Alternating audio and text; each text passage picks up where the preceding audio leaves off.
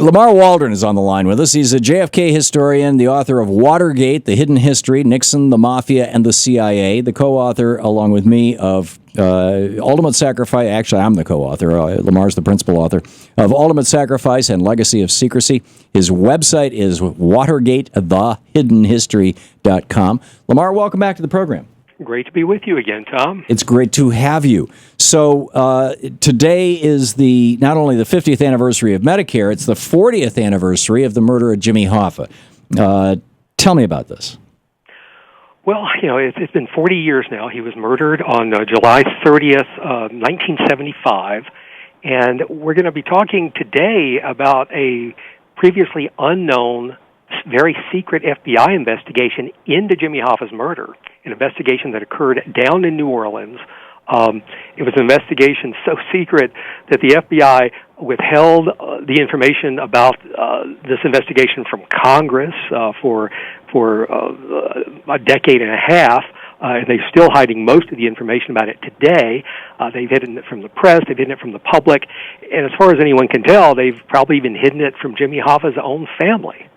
So tell me, this is astonishing. I understand that after Nixon resigned, his first, and this you're saying he was murdered in 73. That was the year that Nixon resigned, right? No, he was murdered, and Hoffa was murdered. Oh, 75. Right. Of So July this was 30th, 1975. Nixon had resigned back in August of 1974. So at the time of Hoffa's murder, Nixon had resigned in disgrace. We all have seen pictures, even if we weren't around in those days, like you and I, of him waving and then helicoptering away from the White House, and he remained in total seclusion after that through the time of Hoffa's murder until about 9 weeks after Jimmy Hoffa's murder. And then when he came out of seclusion, he was hanging out with two guys who were the top suspects in Jimmy Hoffa's murder. And this wasn't like a private thing. He went to this big charity-type golf tournament in Southern California at this really fancy golf resort,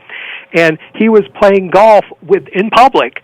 This is how he chose to emerge from seclusion. At that point, it had been more than a year after his resignation to play golf with the two top suspects of Jimmy Hoffa's, murder, that had at that point occurred just 9 weeks earlier, which when biographers like Stephen Ambrose wrote about that, or when the New York Times reported, so this was like a very public thing, they were just baffled. They were like, what on earth is going on? Why is Nixon playing golf with the two top suspects in Hoffa's murder? As people hear what you and I are going to be talking about today, that will become very clear why he would be playing golf with the two top suspects. Well, let's get right to that. Who were those people, and why was he playing golf with it? Well, I'm assuming that this tracks back to Nixon in 1959 as vice president taking a massive bribe from Jimmy Hoffa to get out of the Sun Valley land deal indictment. You're exactly right. It all goes back to 1959.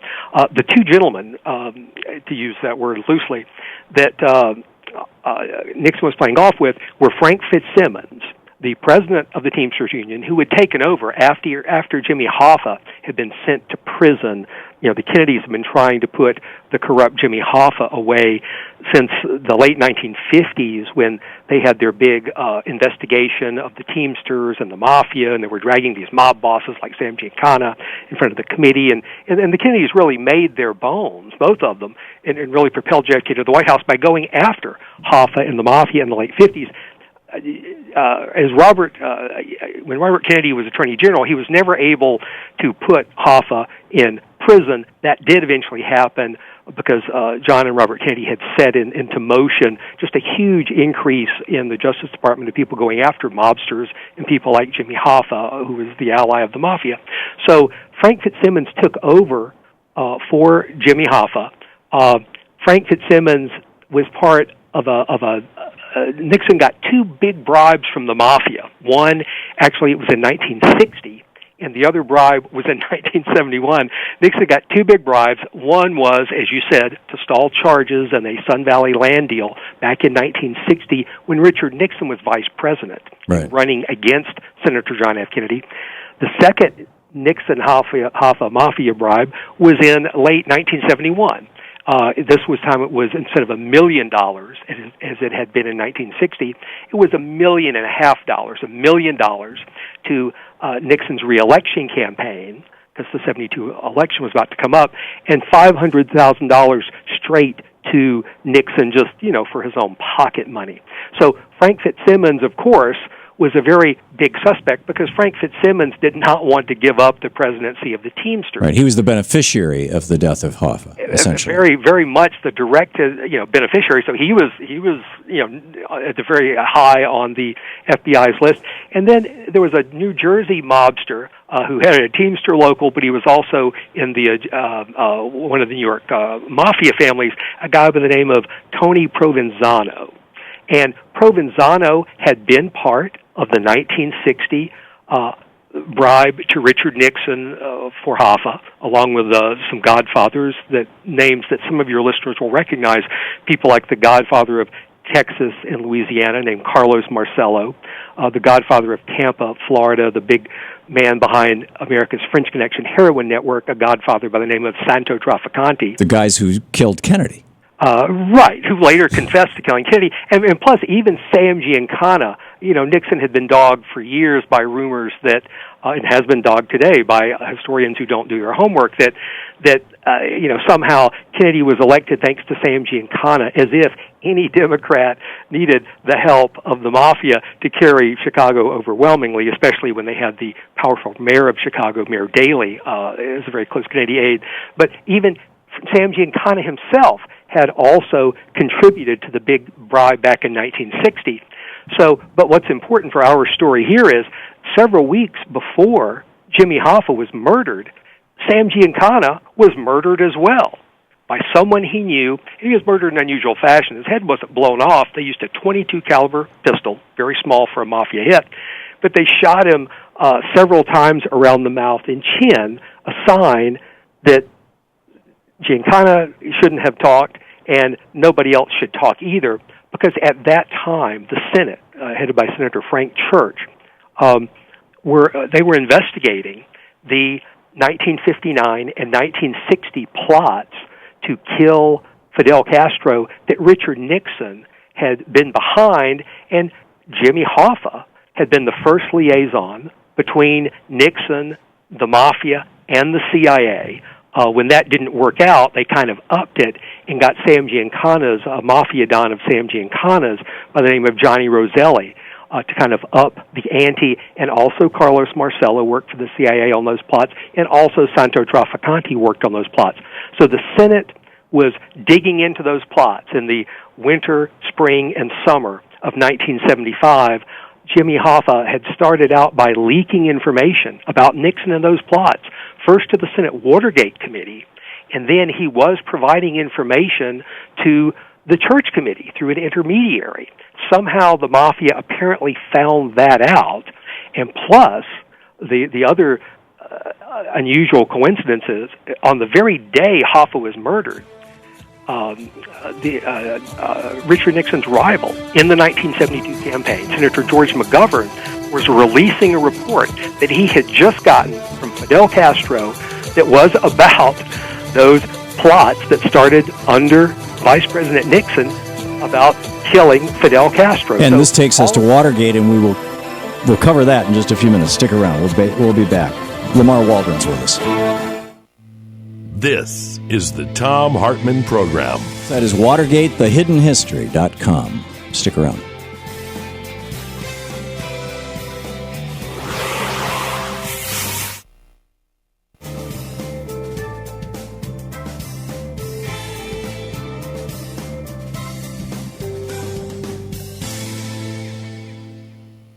Welcome back, Lamar.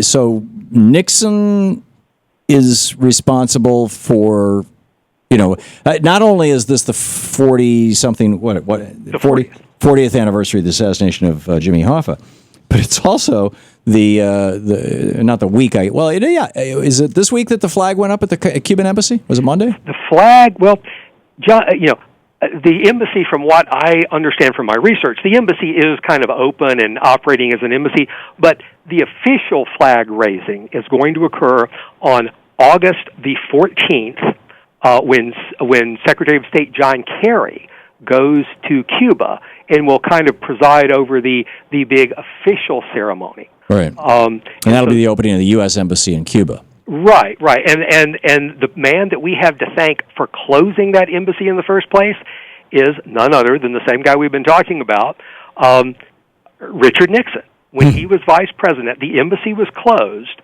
back on January the 3rd of 1961. Now, that was a few weeks before Senator John F. Kennedy became President Kennedy. And so that was kind of a little parting gift that Nixon gave to his hated rival, JFK, because Nixon had just lost the election, a very close election, to JFK. There's again, if people don't do a lot of research, Nixon liked to say, well, yeah, he heard about irregularities, but he decided to be a big man about it and just let JFK have the presidency. Wrong. Nixon operated through intermediaries. I mean, Nixon wasn't burglarizing the Watergate. He had these ex-CIA people and current CIA people do it for him. Nixon had the head of the Republican Party file all sorts of challenges against JFK. They weren't good. There were irregularities in Illinois, not just some in Chicago, but also downstate as well that benefited Richard Nixon. There were other states that had irregularities that benefited Richard Nixon. So Nixon was very angry about losing that election. The whole point of killing Fidel Castro before the 1960 election was so that people would stick with the 8-year vice president, Richard Nixon, right, while U.S. troops were being sent into Cuba after Castro's assassination, and they wouldn't go with the young, relatively untested Senator John F. Kennedy, because at that point Senator Kennedy's only real national profile experience was going after the Mafia and Jimmy Hoffa. And so the Mafia and Jimmy Hoffa were huge supporters of Richard Nixon. They gave him the $1 million bribe that was to stall the charges and also give Nixon campaign money and also to give Nixon support from the Teamsters, because union support was in short supply for a Republican anti-union candidate like Richard Nixon. Flash ahead to 1971, it's deja vu all over again, as someone once said. And so you again have an even bigger bribe from the Mafia to Nixon, this time to get Hoffa out of prison, where Bobby Kennedy's efforts had eventually, after Bobby had resigned as Attorney General to become senator and had tragically been assassinated himself. Hoffa had been in prison, and he was released, but with a huge condition that Hoffa had never been told about, and that was he could not run again for Teamster president until 1980.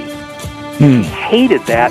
That's why Hoffa immediately started leaking information to the Watergate Committee and later on to the Church Committee, and that basically signed his death warrant when a Time magazine article appeared a few weeks before his death, and then McGovern had called this press conference to release this big Cuban dossier. Right. Hang on just a second, Lamar. We'll be right back.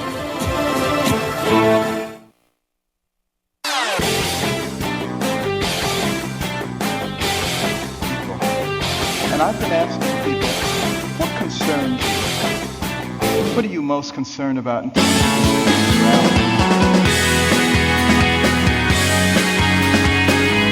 20 minutes past the hour. Welcome back. Thom Hartmann here with you. Lamar Waldron still with us. We will be picking up your calls at the bottom of the hour here, back to Anything Goes Summer. But right now, I wanted to hear about this. Today is the 40th. It's the 50th anniversary of Medicare. It's the 40th anniversary of the murder of Jimmy Hoffa.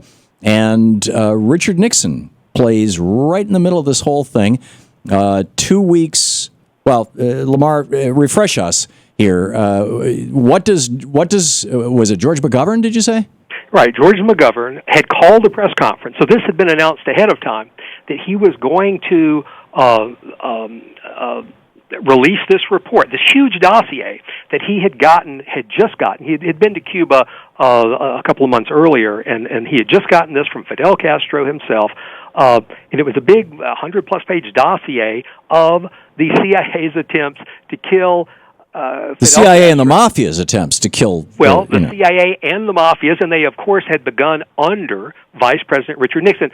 President Eisenhower in the late 50s had been so frustrated with Cuba, he had delegated Cuba. It's pretty much the only area of government he delegated to Richard Nixon was Cuba. And so it had been up to Nixon to meet with Castro when he came to Washington, and instead of giving Castro the help that the Cuban people desperately needed, he got a lecture from Nixon, and Nixon immediately started working with Jimmy Hoffa to use Hoffa's Mafia friends to try to kill Fidel Castro. When that didn't work by the summer of '60, they kind of upped the ante, kind of paid Hoffa off, got this new set of mobsters, Marcello Traficante and Roselli and Sam Giancana, and at the same time there was a big payoff to Nixon to stall the charges against Hoffa.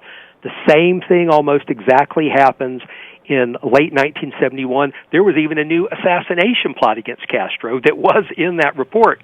They didn't know what was in that report. By the way, we won't go into detail here, but that report was what the Watergate burglars had been looking for in the 4 break-in attempts at the Watergate office complex. So McGovern never released it? No. So the report had existed. Actually, the first place the Watergate burglars burglarized was the Chilean embassy. At that time, had the very socialist, progressive government of Allende. The CIA had heard it was there. They broke in. They only found part of it. They were desperate to find this report because they didn't know if it would have the bribes. Nixon knew the Justice Department know. Did Castro know about the bribes? You know, the fact that Nixon had ordered the Mafia. They didn't know exactly what that report would say. That's why they were breaking in to the Watergate to try to find on Nixon's orders. But so McGovern did release this report. But guess what? Guess what kept that off the front page of all the newspapers in America was Jimmy Hoffa's murder. So most people today don't realize that report existed. I actually put it, pretty much most of the report in the book, The Hidden History of Watergate. And so people can actually see that. That report got released. It actually was not quite as damaging as Hoffa and the Mafia Godfathers had worried. I mean, it had damaging information, to be sure. It didn't actually name Jimmy Hoffa, but again, they didn't know that. And so, because they hadn't seen that report, that even the Watergate burglars... So Hoffa continuing alive represented an existential threat to the Mafia and to Richard Nixon. Was Richard Nixon part of the murder of Jimmy Hoffa? Not at all. Nixon, I think, was very frightened by that murder. Remember, several weeks before Hoffa, Sam Giancana, slated to testify to that Senate committee investigating the CIA Mafia plots. The Watergate committee had already folded. They had been hidden pretty much almost completely from the Watergate committee, except who did interview Roselli, then that got shut down mysteriously. Watergate committee was gone. Senate Church Committee was investigating. Sam Giancana, after it's publicized he is going to be testifying, he is murdered. I think the first murder of an upcoming Senate witness. Hoffa was also on the radar screen of the committee. He had been providing behind-the-scenes information. Time magazine had written a story. In other words, somebody from the committee had kind of leaked to Time magazine. Now that was out. It was obvious Hoffa was leaking. If he got called and put under oath, everything was over. So the Mafia had to kill him. He was also, by the way, he did want to get around somehow that restriction that kept him away from the Teamsters. So that was the other big thing, because the Mafia was much happier with Frank. So Nixon wasn't directly involved with the murder of Hoffa, but it was Nixon's... He was afraid that he was going to wind up like Jimmy Hoffa, like Sam Giancana, and just like Johnny Roselli, the following year would be murdered and wind up in a 55-gallon oil drum. I think that's why Nixon had been dealing with the Mafia since literally day one since of the 40s. Political life. So that was nothing unusual. He had been dealing with these guys for years, and I think this was Nixon's way of showing, hey, what happened to Sam Giancana? What happened to Jimmy Hoffa? What happened to John F. Kennedy? What happened to Robert Kennedy? You don't need to do that to me, because I'm going to play ball with you guys. Look, I'm playing golf with you. That's why that's why Nixon was playing golf with two of the people involved in Hoffa's murder. But I shouldn't mention, so there was a secret FBI investigation of Jimmy Hoffa's murder back in 1985, 10 years after Hoffa was murdered. 1 minute, Lamar. And the FBI had a wiretap on Carlos Marcello in prison. Those tapes had never been released, but I have documents about that from the FBI file. I interviewed the FBI informant, Marcello's cellmate, Jack Van Lanningham, and Marcello said that prior to Hoffa's murder, he and Tony Provenzano had brought Hoffa down to, Marcello had this huge Churchill Farms estate, way over 1,000 acres, private airstrip, to talk sense into him. to tell him, look, you need to stay away from the Teamsters. We need to keep Fitzsimmons in. Probably also to say, look, you shouldn't talk to these congressional committees. It did not go well. And so, according to some versions of the account, Hoffa was murdered down there. And in fact, Hoffa's last call that he made, his last known call, was to a family member, and he said he was going to the airport up in Michigan. So he may have been flown that day. It's also possible from close reading of the FBI files he was flown down like a week earlier, refused to play ball. What happened to the Marcus Red Fox, the restaurant in Detroit? That's exactly right. And that was the last place he was ever seen alive.